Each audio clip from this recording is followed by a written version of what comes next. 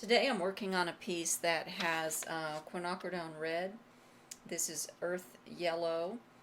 This is phthalo turquoise, a little bit of black and a little bit of white. So I'm limiting my palette and not pulling everything out of my box, my color box. And I am using, I'm using Gamblin oil paints. And I use a lot of Gamblin. I love their product. They're very intense and beautiful colors. And I also have a little mini study just on paper that I did just to kind of give me an idea of the colors that I can get out of these and what I want to do with it. So I have a high horizon painting that I want to work on. And this one I have mixed the white with a little bit of the cold wax, and this is what I use. It's Gamblin Cold Wax Medium. And the cold wax enables me to get a lot of really great juicy layers and texture. So I will continue mixing this. Let me grab some tools here. And for the transparent earth yellow, I'm going to mix a lot of wax into it to make it even more transparent, because I have an idea or a plan when I get to the end of this painting. And then the phthalo turquoise, roughly half.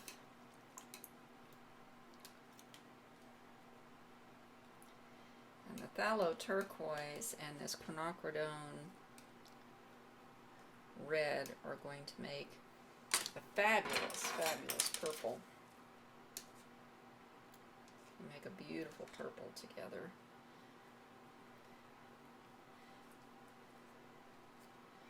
And so this is how I do it. I just mix these up.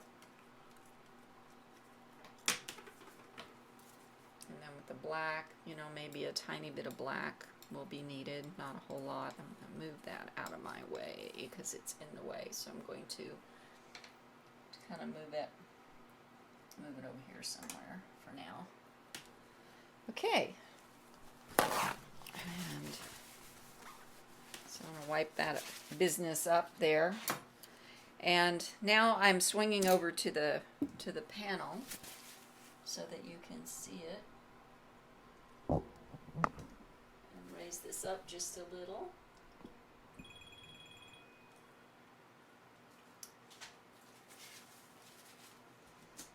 And now I can begin. I'm going to move this over here some more because I need some space to roll out my colors. There we go. So that you can see me do that. There we go. Okay. So I will start with some of these reds, and I use these brayers. They're softer than a printmaking brayer. And I also use these little tools here, like this. I have a whole bunch of brayers. Some of them are old and beat up and dried out and textury, and I think that's kind of adds some beauty, so I just keep those around. And I probably won't use a brush on this piece until I get towards the end, and then I can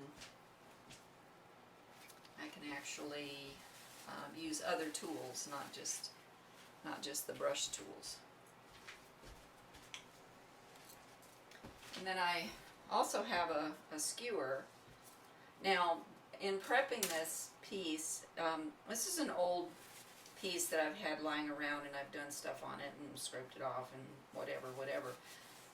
But in order to do on a wood panel like this, when I do oil and cold wax, I do 3 layers.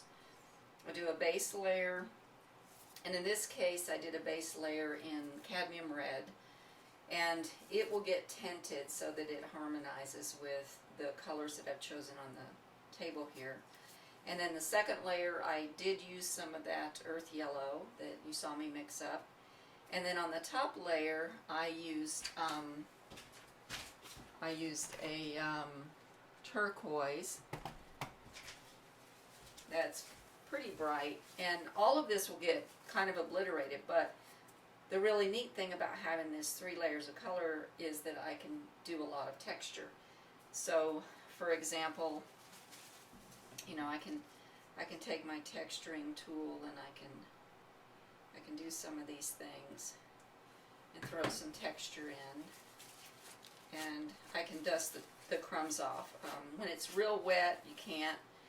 This has sat overnight behind the on the hearth in the room, and so I'm just playing around. I mean, this is kind of how all of this happens.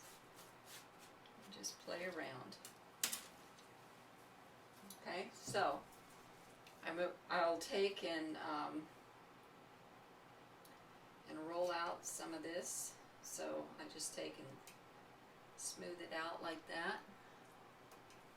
And I can do it really thick, or I can do it really thin, and or kind of somewhere in the medium, in the middle, medium. And I load my brayer.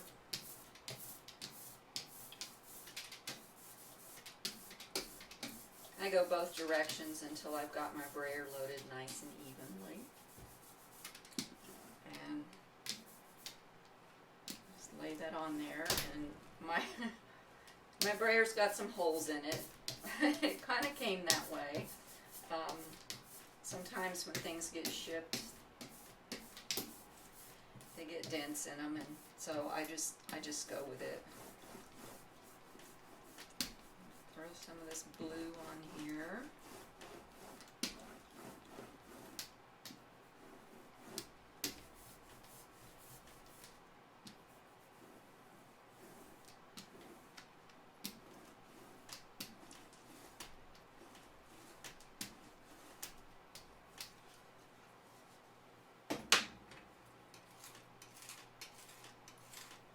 And so I'm going to pick this up. Move it back over here to my pile.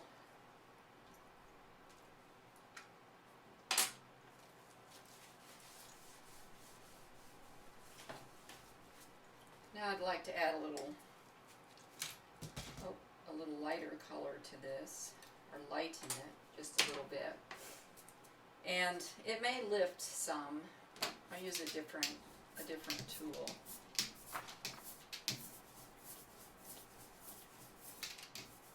And if I had any wax-free sandwich wrap, we could make some really fabulous and fun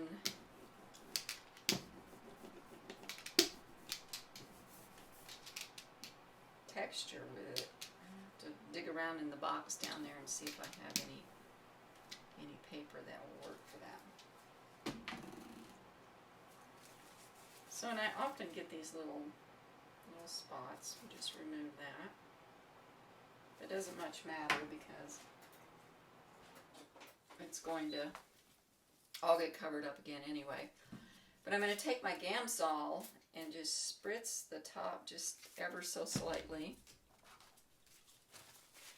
And then I can take my tool and it will give me some texture in the paint right there. And I can keep layering this and it will create these beautiful optical effects, and you'll see all this texture underneath that I think is quite lovely. Okay, so I'm going to move this aside for the moment and try something else. I kind of have a design in mind of where I want to go that I've already done on paper. I won't be able to replicate it exactly, but and I think actually it'll be even more beautiful than what we have here. Let's see. I just took that white off, didn't I? I'm going to mix a little bit of this white with this kind of this earth yellow to make a warm white. And let's put a little bit of this quinacridone red in it. So what I'm doing as I begin, or as I work along, is I'm working on creating a design already, and this is kind of a high horizon piece. So turn this around, and before I do that, I'm going to get the rest of that Gamsol off there, because you might not be able to see it, but I can see how it does, and bleeds through a little bit. It comes out fairly pink. And I think when it's all said and done, I really want to get to a more salmon-y color. But that's okay, I'll get there eventually. For now, I'm just defining what I've got in terms of a high horizon. And there's plenty of other things that I will do down here to make the design more interesting and more complex. I don't know what happened there. I guess it peeled up the paint, but this is part of what makes doing abstract and doing the oil and cold wax intriguing and fun, is to get to that point where, you know, mistakes are okay and not a bad thing. So let that sit for a minute and work in a different area. So if you notice, I try not to overwork a particular area. I just try to put down what I have and move on, and then come back to it later, because if I overwork it, the colors will all blend in and mush in, and it'll become mud. And I don't want to do that. I want the beauty of the cold wax to come through, which creates that optical color shift that you get when you do layering with the cold wax. So let's see if we can make a pretty purple.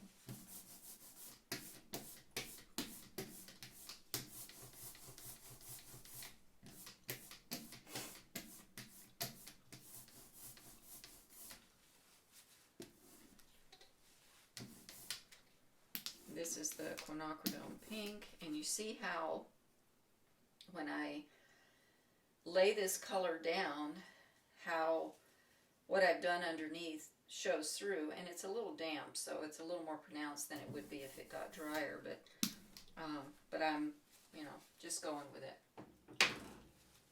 And I sort of think I'll just kind of do a little bit more right there, just tiny little spritzes. And that'll peel some of that back, and this gets a sense of water, or kind of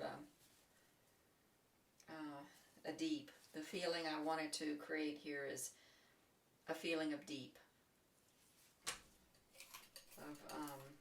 Deep calls into deep.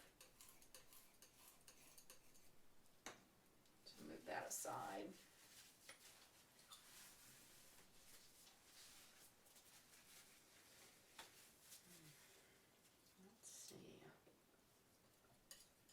Got going on here.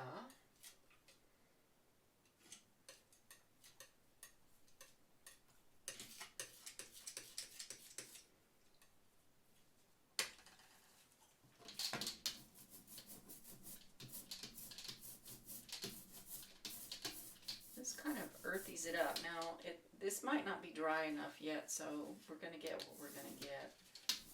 Oh, it did okay.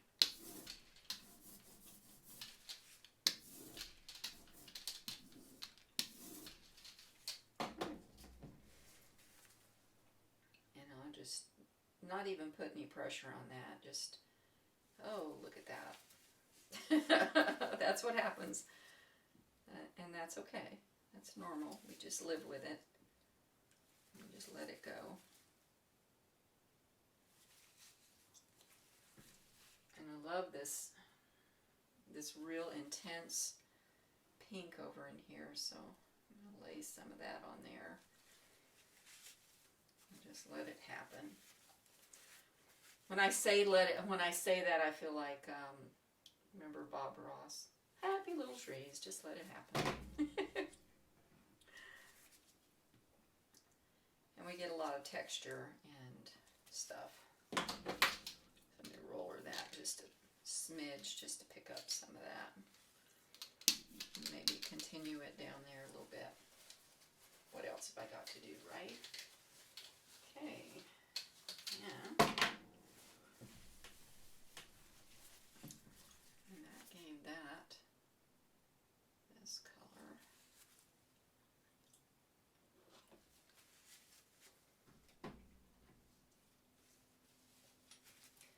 And I can make a green with some of this.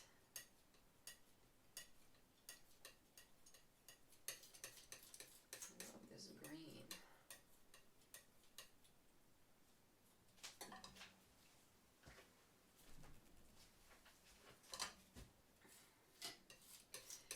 And I really want to add some white to that so that it's much lighter. And now, the one thing that is really awesome about, I'm going to add some more yellow, I want it more yellow, warm it up. One thing that's really awesome about doing this process is that you see how transparent some of these places are, but what makes painting intriguing to me is that when I have transparent and I have some opaque next to that transparent, I think it can be pretty, and it can give you a nice change for your eye as you're walking through something that's textured like that. And I'm adding more yellow because I really want it to be more yellow. More of a warm green. Sort of that, yeah, like that color. And so I think I'm just going to pop that in here. Now, if you'll notice that I can use any color, I mean, I can mix all kinds of colors with this limited palette. And by mixing a little bit of them together, my paints automatically harmonize. I mean, I don't have to worry about trying to harmonize and get things to work together. They just sort of automatically do. And that's one of the best things about working with this sort of a palette. And I really kind of thought it might be kind of fun to just inject some script in here. I really like that. Lay that down a little bit. Now let's see. So let me move this aside.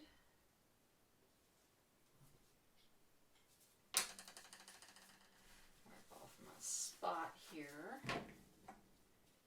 And I keep wiping. And go back to my white. So here's my white. And I want to reuse this roller, so let me clean off stuff because I really like the pristine white.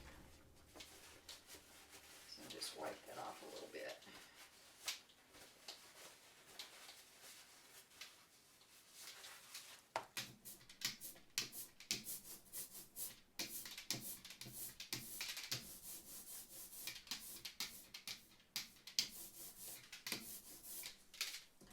And then I'm going to take my little palette knife here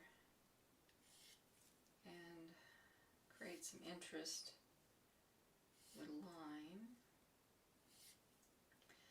And as I'm doing this, I'm always designing. I mean, I'm aware of where my lights are, and I'm working to balance so that I have lights, and things are balancing, and they may move around some, not a problem, but just wanted you to be aware that that's happening. And that gives that this beautiful, looks like fence almost. And again, this may get covered up, so I'm just going to drag this over lightly. Makes it more purple, less white. And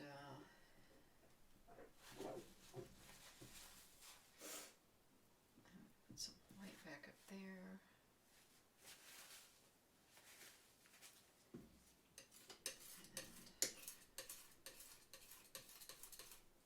Get that off.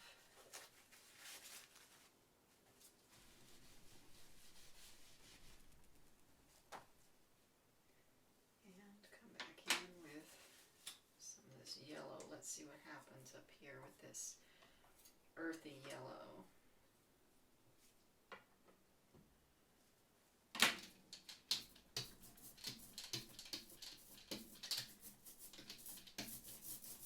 You notice I'm going in a crisscross fashion just to load my brayer nicely. And this one is fairly translucent, so I'm thinking I'm going to get, it's pretty dark.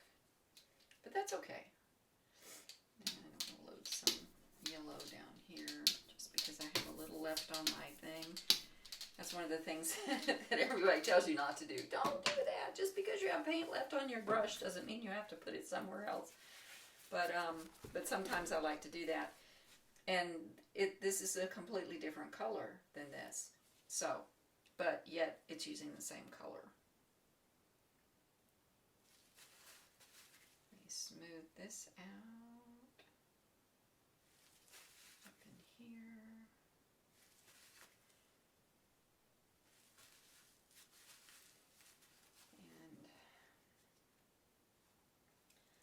And I feel like this is, so I've got a strong dark shape here and a strong dark shape here, and they need to be different enough, and I want to overlap some more and work on the design because this is far from finished. But this is as far, let me fix that, this is as far as I can go on this for now without beginning to create mud, because the entire surface is wet and it needs to sit for about a half an hour. So I'm going to let it sit for a minute and then come back to it and work on it some more. Okay, it's had time to sit and dry, and I've had time to sort of analyze it. And this bright spot here in the middle is going to have to move. And I want to break this up a little bit, and I want to bring this down some. And maybe, I don't know, maybe darken this with some of the black. I'm not sure if that's too dark. It's kind of a mid-tone. I might try to lighten that up a little bit. I'm thinking that might be a good idea. So I'll give that a try. And I need to squeeze out a little bit more white because I've run out of white, and this has been sitting for a little bit, so paint's gonna, that's still okay. So now I'm doing that white there, and I think maybe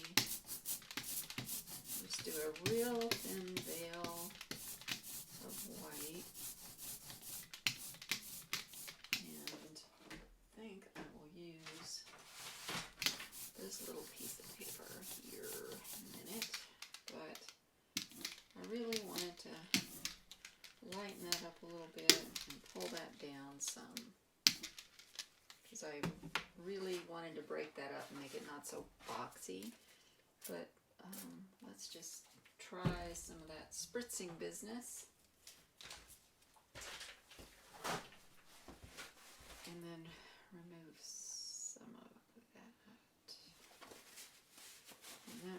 really, I broke that up some.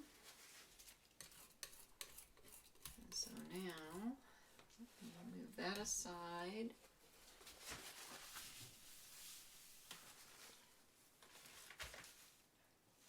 And maybe come back in with some of this again. So this is just finishing up little details that I see that I feel like I need to maybe adjust for. Do that, push that back a little, and push that back a little. Wanted to get that spot out of the middle there.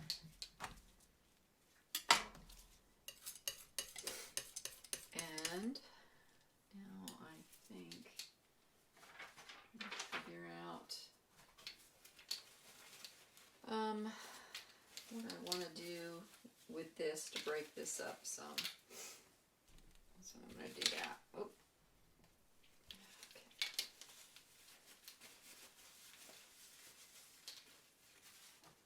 So I'm thinking maybe I'll do like a layer of pink on top of that. I already got pink on top of that, so let's see. Let's do some of this gold, this earthy yellow in that spot. Kind of bring. Let's see. I want to kind of keep that line right there.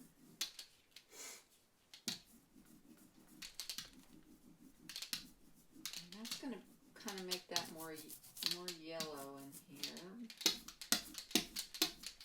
Right there, but I'm going to come back to that, and I want to return that to sort of this dark brownish pink.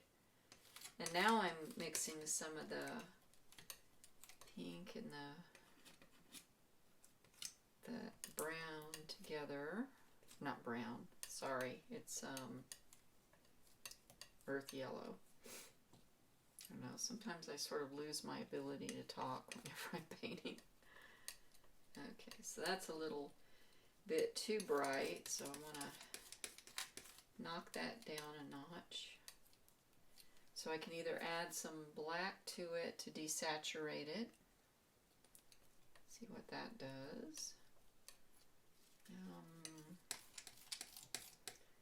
Still want to bring in more of that warm color. There you go. I think that's starting to look almost like I want. Now, right in this passage, I have a lot of transparent things going on. So what I'll do is I'll take my piece of paper, and I've got my notes on a screen, that's why I keep reaching across, so if you're wondering. Let's see.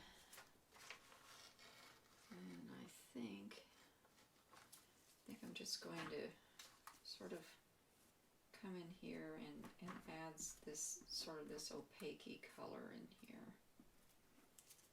And let it be somewhat natural in there.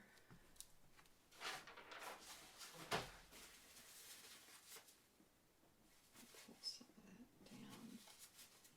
And just pull some of that over. We'll just let that be a little bit messy there, and then I'm going to take the edge of my,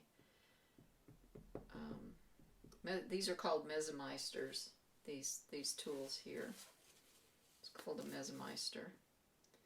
So I'm going to just drag it through the white, and I want to move that, I'm going to move that little bit of white over here on this side,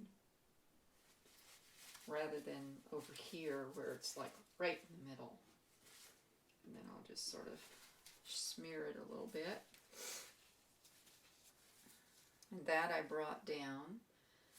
This is bright enough here. I'm sort of wondering if maybe I want to add some more up here or not. I'm not sure. I don't know if this will make an appreciable difference or not. This is just very bold up here. This sort of this surprise of pure color. Everything else has been blended somewhat, but that's like a pure color. So now really what I want to deal with maybe is darkening this a little bit, and then maybe returning this to something that has a little bit of that pink in it, but leave it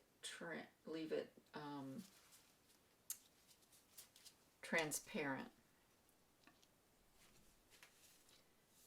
I've got a lot of light going on over here and not as much over here.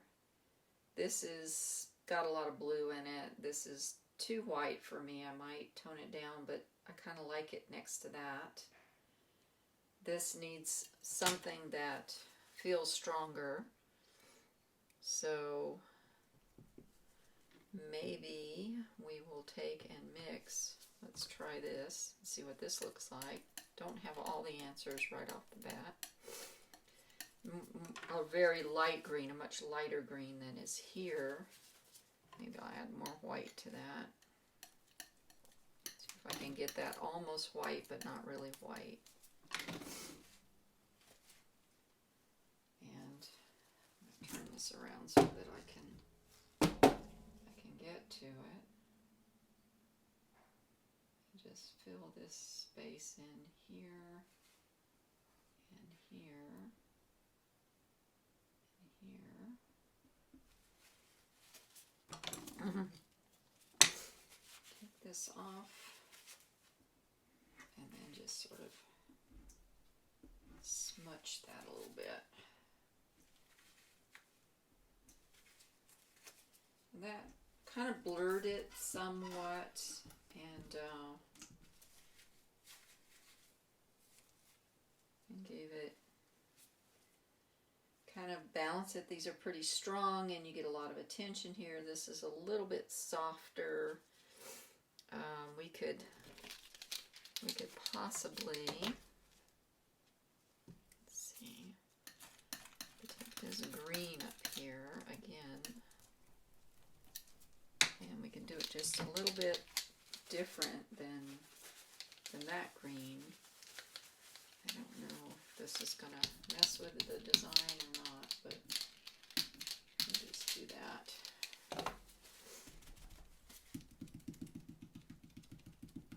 Just kind of calm that white down so it isn't so much white, and it sort of has a little bit of a reflection here. Just sort of like that. And then I'll take my green and put it over here and get it out of my way. Get this pink out of the way. Move that out of the way, and then come in with this black here. And I want to use this little thing here. And I'll just use the edge of this paper. Cover that. And I wanted this to just ever so slightly, just a real subtle dark, so that this begins to pop forward a little bit more. And then we want to deal with this section down here again. Let's see if hopefully it's not too wet and I can still make an adjustment. So we'll give it a try with this pink, this hot quinacridone red.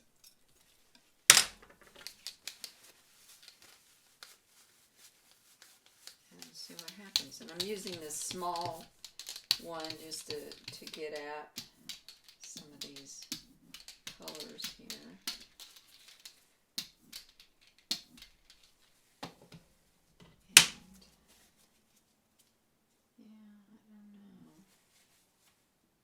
Still transparent, but it's there's something about it that's bothering me, and I can't quite put my finger on it yet. I'm going to take some of that off of there. I really feel like I need to, I don't know, I have so many angles and square. I wanted to get this looseness in, so I sort of like that. I like how that's loose. I like this up here, but I sort of feel like it's not straight, but then that makes it sort of interesting by adding that to straighten it some. And I don't think I really need to do much else to this. I might just leave it the way it is.